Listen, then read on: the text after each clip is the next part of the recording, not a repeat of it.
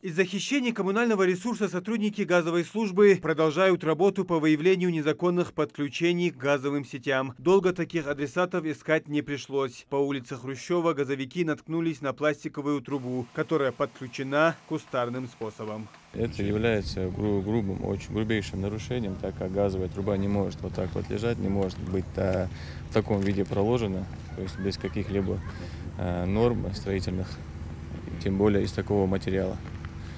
Это чревато серьезными последствиями. Эти мероприятия необходимы в первую очередь для обеспечения безопасности жителей, которые могут пострадать от утечки газа и хлопка газовой смеси. Несмотря на ряд происшествий в регионе, люди продолжают рисковать ради экономии своих средств, но при этом активно используя природный ресурс. Газовикам остается только устранить незаконное подсоединение.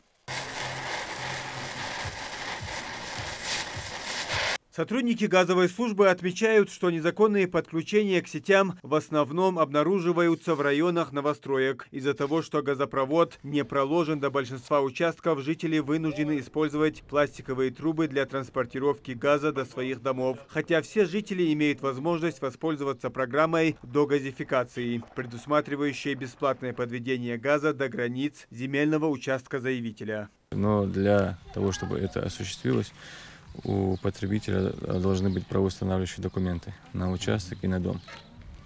То есть просто участок оформить и подвести газ так не получается. И нужно домовладение, чтобы оно уже стояло, было уже оформлено.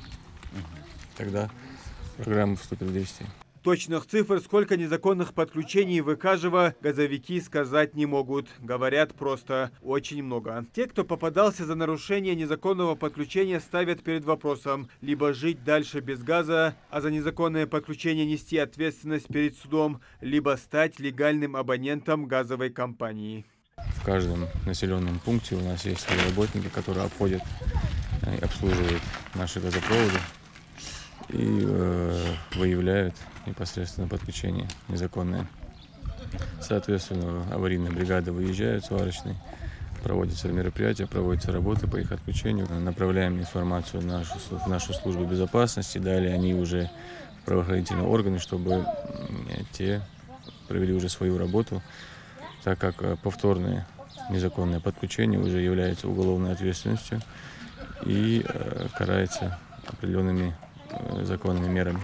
Представители газовых служб напоминают жителям об опасности незаконных подключений к газу. Такая экономия часто оборачивается чрезвычайным происшествием. Зафиксированы случаи взрывов, есть погибшие. Надо проявить бдительность и сделать все по закону. Муслим Ганиев, Адам Гулоев, Молдгирия Хильгов, Магаз 24.